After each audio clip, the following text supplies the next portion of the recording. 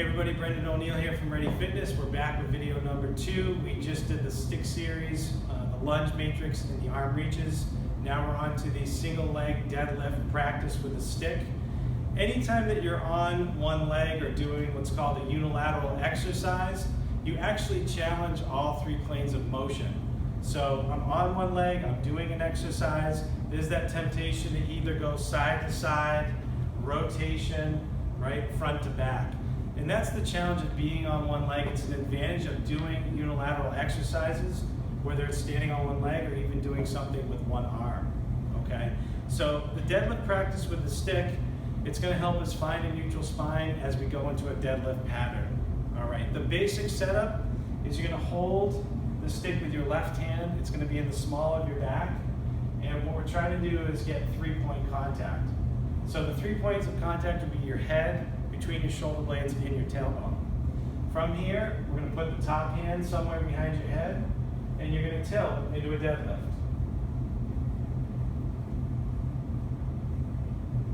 And back up.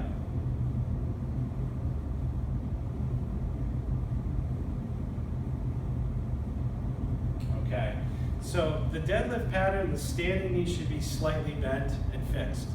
So deadlifting, we're looking for a vertical shin. Right? Squats, the shin angle will be more forward. A deadlift, it's vertical. The top leg should be straight. The other thing that the stick does a nice job of doing is with neck alignment.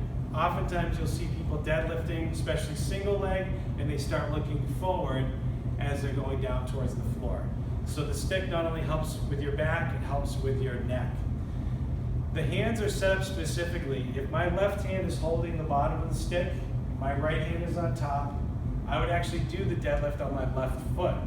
An easy way to remember that is if I'm throwing a baseball or football, if I step with my left foot, I would throw with my right hand.